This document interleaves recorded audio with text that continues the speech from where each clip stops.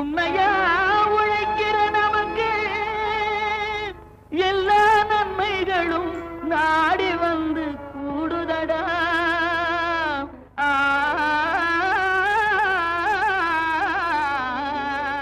வணக்கம் வேளாண் பெருமக்களே, இன்றைய பொன் விளையும் பூமி நிகழ்ச்சியின் வாயிலாக உங்கள் அனைவரையும் சந்திப்பதில் மிக்க மகிழ்ச்சி.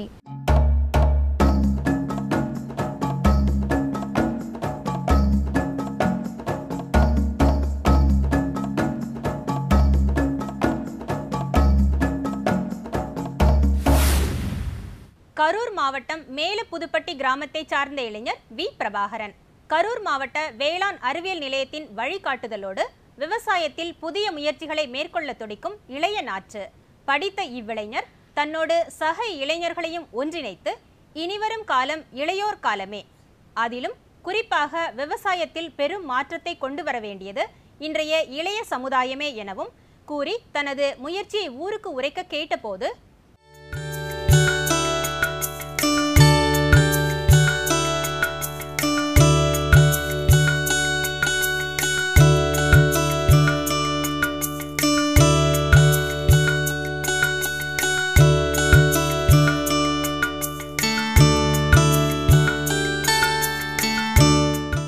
இது வந்து பார்த்திங்கன்னா சம்பங்கி வந்து எல்லா விவசாயிகளுமே ஒரு பயிரையும் நம்பிட்டு இருக்க வேணாம்.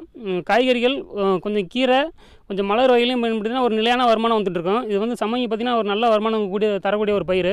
இது பெரும்பாலும் ஒரு அரை ஏக்கராவது விவசாயம் பண்ணுங்கள்.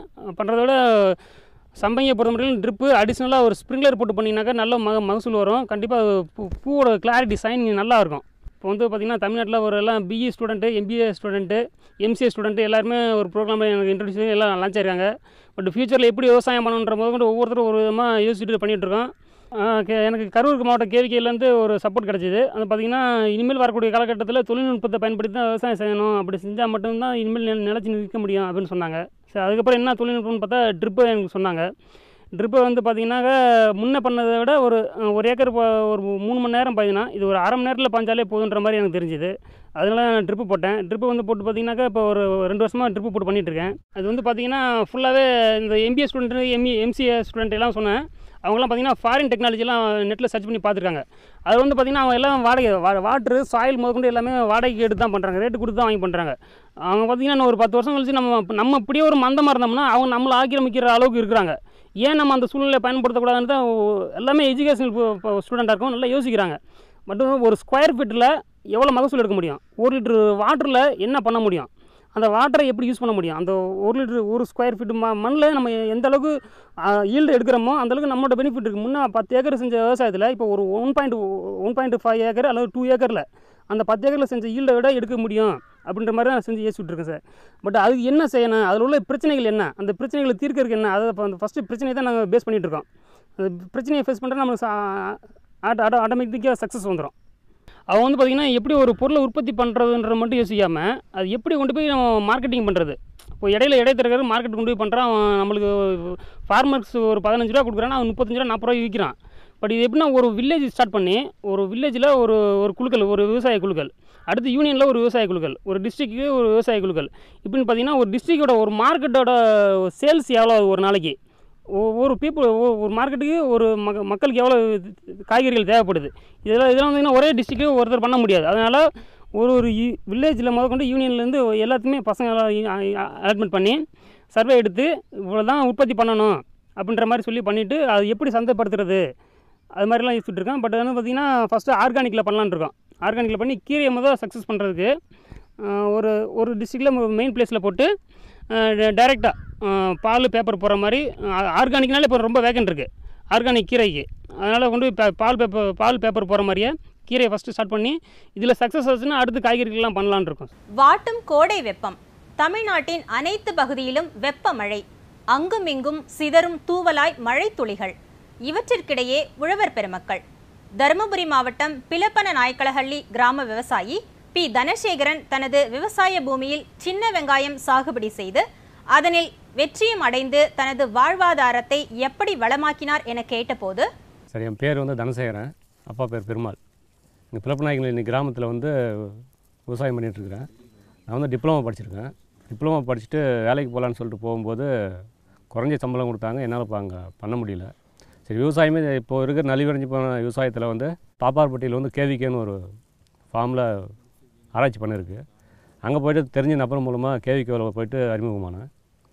அங்கே போகும்போது எப்படி விவசாயம் பண்ணணும், என்னென்ன எந்தெந்த சமயத்தில் பண்ணணும் அப்படிங்கிறதுலாம் தெளிவாக எனக்கு அப்பப்போ நான் போய் கேட்கும்போதெல்லாம் எனக்கு தெளிவாக உட்கார வச்சு புரியும்படி சொல்லி அனுப்பிச்சி விடுவாங்க. இப்போ அப்படி பண்ணும்போது சின்ன வெங்காயம் நட்டுருக்கேன்.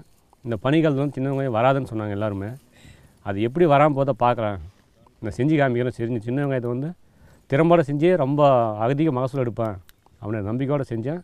இன்றைக்கி மகசூல் எடுத்துகிட்ருக்கேன். நல்ல மகசூல் இருக்குது. இன்றைக்கி வந்து கேஜி 40 ரூபா போயிட்டுருக்குது மார்க்கெட் ரேட்டு.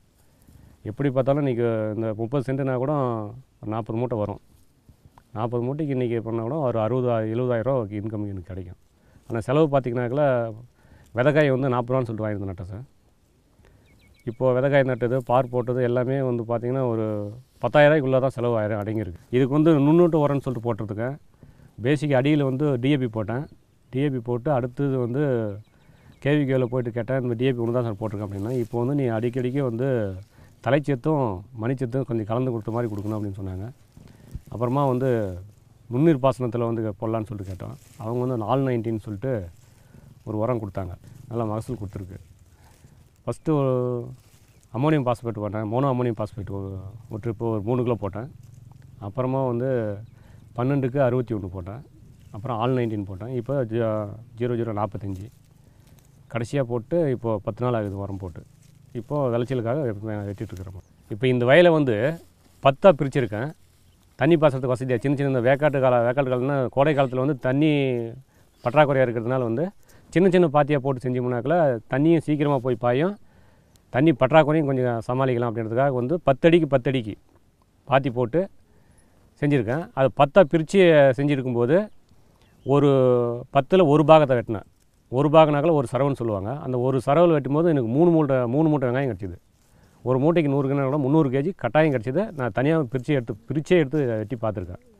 300 கேஜினா கூட முன்னாங்க 12,000 ரூபா கிடைக்கிது. ஒரு சரவுக்கு வந்து 12,000 ரூபா ஈல்டு எனக்கு. இந்த வெங்காயத்தை பாருங்கள் எவ்வளோ பெருசு இருக்குதுன்னு சொல்லிட்டு. எல்லாம் ஹைப்ரிட்னு சொல்லுவாங்கண்ணா, ஆனால் ஹைப்ரிட் கிடையாது, நாட்டி தான்.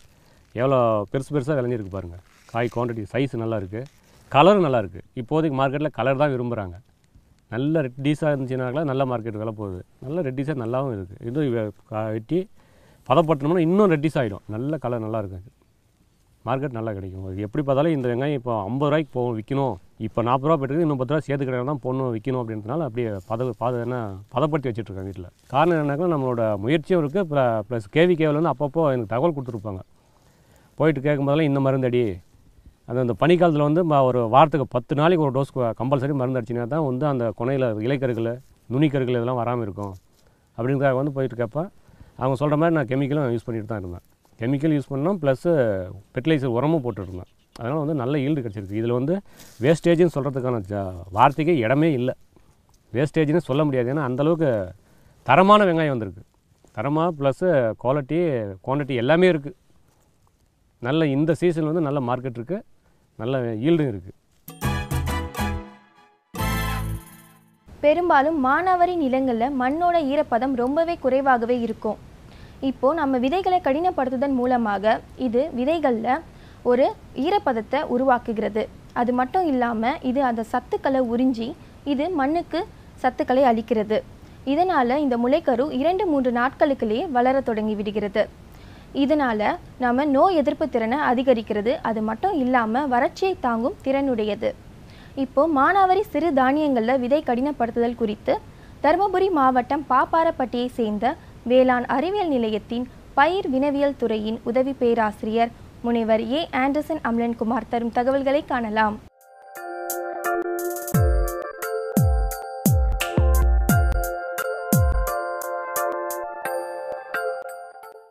சிறுதானிய பயிர்களை நம்ம பொதுவாகவே வந்துட்டு மானாவாரியில் தான் நம்ம சாகுபடி பண்ணுறோம்.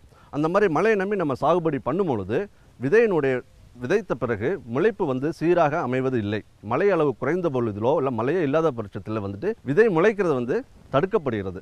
அந்த காலகட்டத்தில் வந்துட்டு நம்ம விதையிலே வந்து அதன் முளைக்கும் திறனை அதிகப்படுத்துறதுக்கான தொழில்நுட்பங்கள் சில இருக்குது. அதில் வந்து ஒரு சின்ன தொழில்நுட்பத்தை பற்றி நம்ம இப்போ பார்க்கலாம். இப்போ நார்மலாக வந்துட்டு நம்ம வந்துட்டு விதை விதைக்கும் பொழுது ஊற வச்சு விதைக்கிறோம்.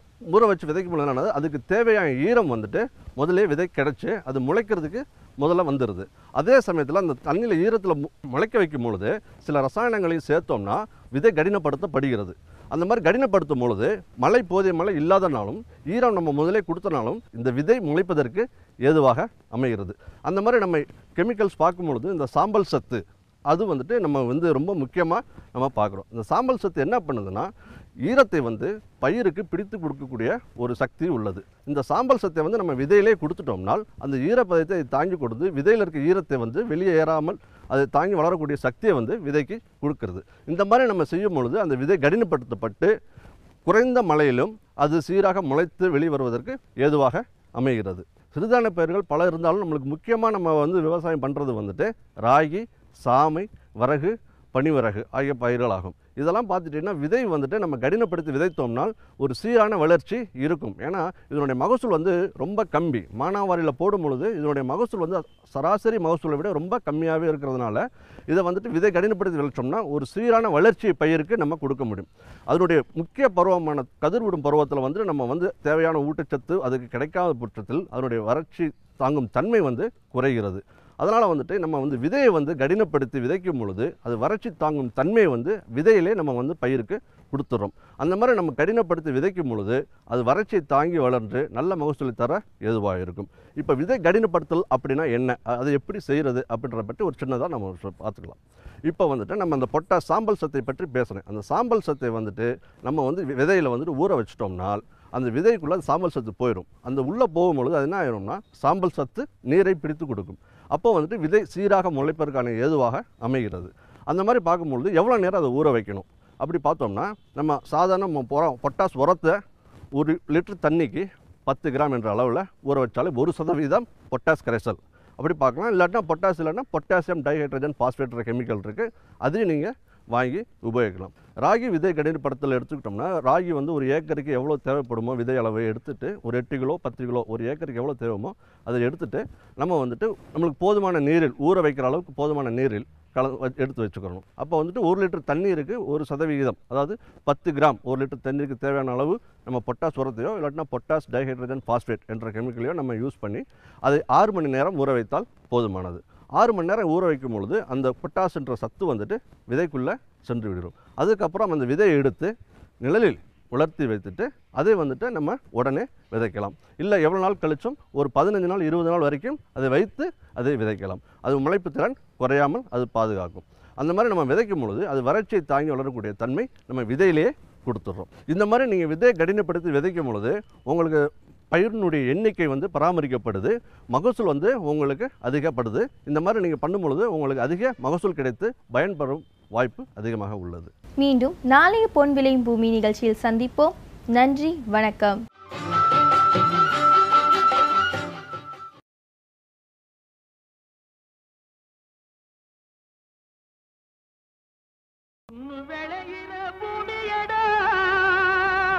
விவசாயத்தை பொறுப்பா கவனிச்சு சீரோமடா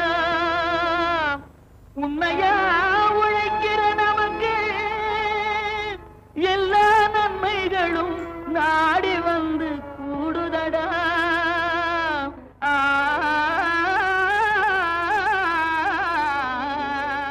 வணக்கம் வேளாண் பெருமக்களே, இன்றைய பொன் விளையும் பூமி நிகழ்ச்சியின் வாயிலாக உங்கள் அனைவரையும் சந்திப்பதில் மிக்க மகிழ்ச்சி.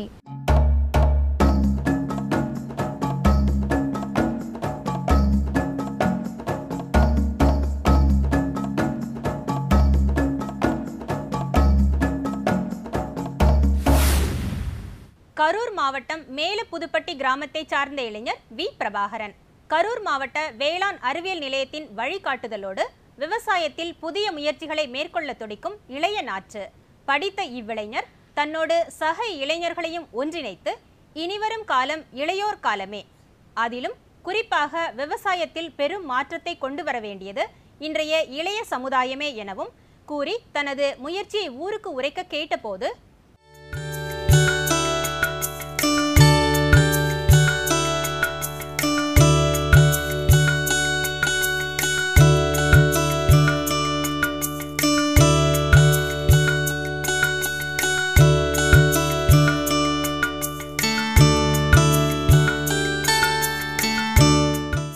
வந்து பார்த்திங்கன்னா சம்பங்கி வந்து எல்லா விவசாயிகளுமே ஒரு பயிரே நம்பிட்டு இருக்க வேணாம்.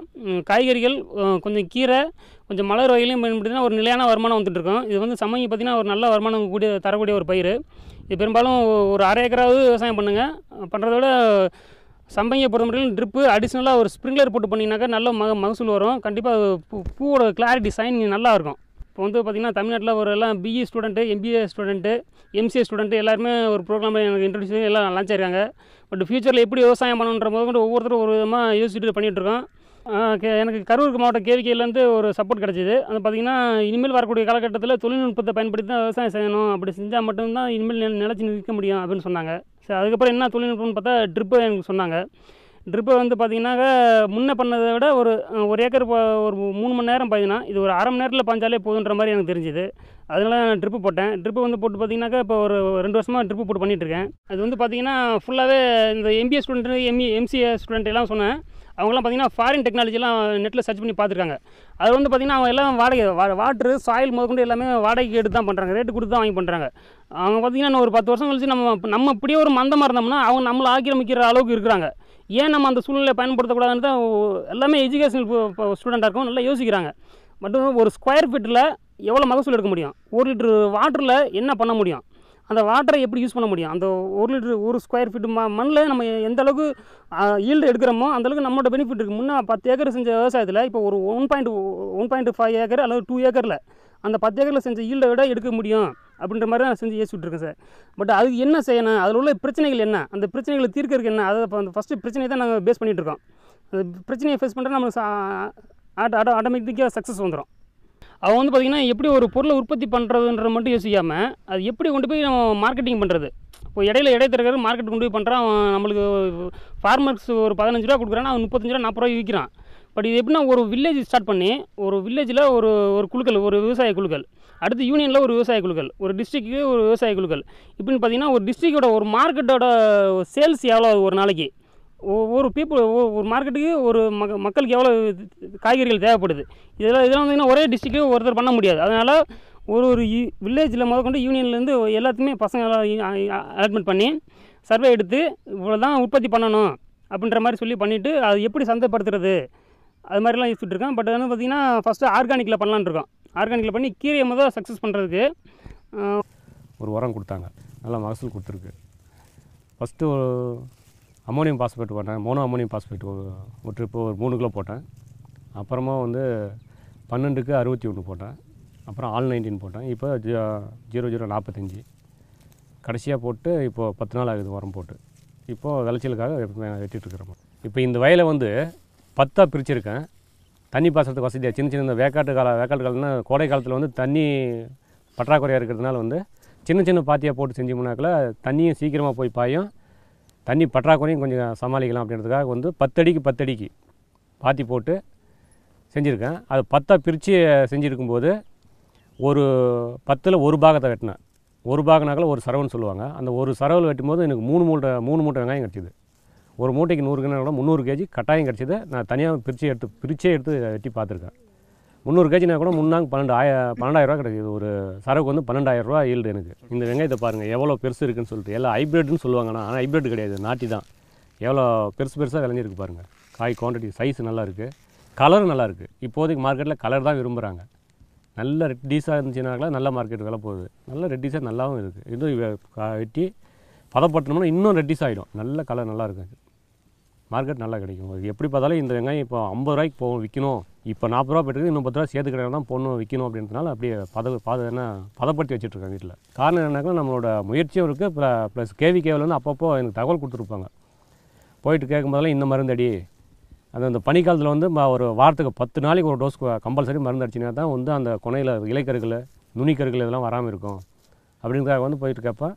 அவங்க சொல்கிற மாதிரி நான் கெமிக்கலும் யூஸ் பண்ணிட்டு தான் இருந்தேன். கெமிக்கல் யூஸ் பண்ணோம், ப்ளஸ்ஸு ஃபெர்டிலைசர் உரமும் போட்டுருந்தேன். அதனால் வந்து நல்ல ஈல்டு கிடச்சிருக்கு. இதில் வந்து வேஸ்டேஜ்னு சொல்கிறதுக்கான வார்த்தைக்கே இடமே இல்லை. வேஸ்டேஜ்னு சொல்ல முடியாது, ஏன்னா அந்தளவுக்கு தரமான வெங்காயம் வந்திருக்கு. தரமாக ப்ளஸ்ஸு குவான்டிட்டி எல்லாமே இருக்குது.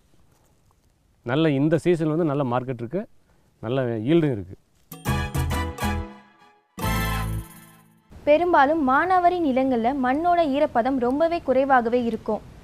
இப்போது நம்ம விதைகளை கடினப்படுத்துவதன் மூலமாக இது விதைகளில் ஒரு ஈரப்பதத்தை உருவாக்குகிறது. அது மட்டும் இல்லாமல் இது அந்த சத்துக்களை உறிஞ்சி இது மண்ணுக்கு சத்துக்களை அளிக்கிறது. இதனால் இந்த முளைக்கரு 2-3 நாட்களுக்குள்ளேயே வளர தொடங்கி விடுகிறது. இதனால் நம்ம நோய் எதிர்ப்பு திறனை அதிகரிக்கிறது. அது மட்டும் இல்லாமல் வறட்சியை தாங்கும் திறனுடையது. இப்போது மானாவாரி சிறு தானியங்களில் விதை கடினப்படுத்துதல் குறித்து தருமபுரி மாவட்டம் பாப்பாரப்பட்டியை சேர்ந்த வேளாண் அறிவியல் நிலையத்தின் பயிர் வினவியல் துறையின் உதவி பேராசிரியர் முனைவர் ஏ. ஆண்டர்சன் அம்லன்குமார் தரும் தகவல்களை காணலாம்.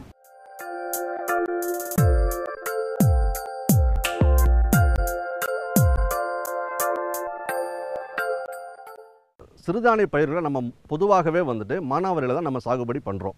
அந்த மாதிரி மழையை நம்பி நம்ம சாகுபடி பண்ணும் பொழுது விதையினுடைய விதைத்த பிறகு முளைப்பு வந்து சீராக அமைவது இல்லை. மழை அளவு குறைந்த பொழுதிலோ இல்லை மழையே இல்லாத பட்சத்தில் வந்துட்டு விதை முளைக்கிறது வந்து தடுக்கப்படுகிறது. அந்த காலகட்டத்தில் வந்துட்டு நம்ம விதையிலே வந்து அதன் முளைக்கும் திறனை அதிகப்படுத்துறதுக்கான தொழில்நுட்பங்கள் சில இருக்குது. அதில் வந்து ஒரு சின்ன தொழில்நுட்பத்தை பற்றி நம்ம இப்போ பார்க்கலாம். இப்போ நார்மலாக வந்துட்டு நம்ம வந்துட்டு விதைக்கும் பொழுது ஊற வச்சு விதைக்கிறோம். ஊற வச்சு விதைக்கும் பொழுது என்னன்னா அதுக்கு தேவையான ஈரம் வந்துட்டு முதலே விதை கிடச்சி அது முளைக்கிறதுக்கு முதல்ல வந்துடுது. அதே சமயத்தில் அந்த தண்ணியில் ஈரத்தில் முளைக்க வைக்கும் பொழுது சில ரசாயனங்களையும் சேர்த்தோம்னா விதை கடினப்படுத்தப்படுகிறது. அந்த மாதிரி கடினப்படுத்தும் பொழுது போதிய மழை இல்லாதனாலும் ஈரம் நம்ம முதலே கொடுத்தனாலும் இந்த விதை முளைப்பதற்கு ஏதுவாக அமைகிறது. அந்த மாதிரி நம்ம கெமிக்கல்ஸ் பார்க்கும் பொழுது இந்த சாம்பல் சத்து அது வந்துட்டு நம்ம வந்து ரொம்ப முக்கியமாக நம்ம பார்க்குறோம். இந்த சாம்பல் சத்து என்ன பண்ணுதுன்னா ஈரத்தை வந்து பயிருக்கு பிடித்து கொடுக்கக்கூடிய ஒரு சக்தி உள்ளது. இந்த சாம்பல் சத்தை வந்து நம்ம விதையிலே கொடுத்துட்டோம்னால் அந்த ஈரப்பதத்தை தாங்கி கொடுத்து விதையில் இருக்க ஈரத்தை வந்து வெளியே ஏறாமல் அதை தாங்கி வளரக்கூடிய சக்தியை வந்து விதைக்கு கொடுக்கிறது. இந்த மாதிரி நம்ம செய்யும் பொழுது அந்த விதை கடினப்படுத்தப்பட்டு குறைந்த மழையிலும் அது சீராக முளைத்து வெளிவருவதற்கு ஏதுவாக அமைகிறது. சிறுதானிய பயிர்கள் பல இருந்தாலும் நம்மளுக்கு முக்கியமாக நம்ம வந்து விவசாயம் பண்ணுறது வந்துட்டு ராகி. ஒரு டிஸ்ட்ரிக்டில் மெயின் பிளேஸில் போட்டு டைரெக்டாக பால் பேப்பர் போகிற மாதிரி ஆர்கானிக்னாலே இப்போ ரொம்ப வேகன்ட் இருக்குது ஆர்கானிக் கீரைக்கு. அதனால் கொண்டு போய் பால் பேப்பர் போகிற மாதிரியே கீரையை ஃபஸ்ட்டு ஸ்டார்ட் பண்ணி இதில் சக்ஸஸ் ஆச்சுன்னா அடுத்து காய்கறிகள்லாம் பண்ணலான்னு இருக்கும். வாட்டும் கோடை வெப்பம். தமிழ்நாட்டின் அனைத்து பகுதியிலும் வெப்ப மழை. அங்குமிங்கும் சிதறும் தூவலாய் மழை துளிகள். இவற்றிற்கிடையே உழவர் பெருமக்கள். தருமபுரி மாவட்டம் பிலப்பன நாயக்கலஹள்ளி கிராம விவசாயி பி. தனசேகரன் தனது விவசாய பூமியில் சின்ன வெங்காயம் சாகுபடி செய்து அதனில் வெற்றியும் அடைந்து தனது வாழ்வாதாரத்தை எப்படி வளமாக்கினார் என கேட்டபோது, சரி, என் பேர் வந்து தனசேகரன், அப்பா பேர் பெருமாள். இங்கே பிலப்பநாயக்கலஹள்ளி கிராமத்தில் வந்து விவசாயம் பண்ணிகிட்ருக்கிறேன். நான் வந்து டிப்ளமோ படிச்சிருக்கேன்.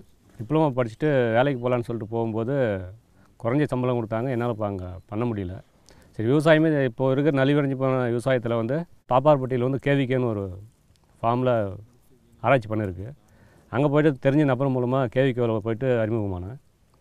அங்கே போகும்போது எப்படி விவசாயம் பண்ணணும், எந்தெந்த சமயத்தில் பண்ணணும் அப்படிங்கிறதுலாம் தெளிவாக எனக்கு அப்பப்போ நான் போய் கேட்கும்போதெல்லாம் எனக்கு தெளிவாக உட்கார வச்சு புரியும்படி சொல்லி அனுப்பிச்சி விடுவாங்க. இப்போது அப்படி பண்ணும்போது சின்ன வெங்காயம் நட்டுருக்கேன்.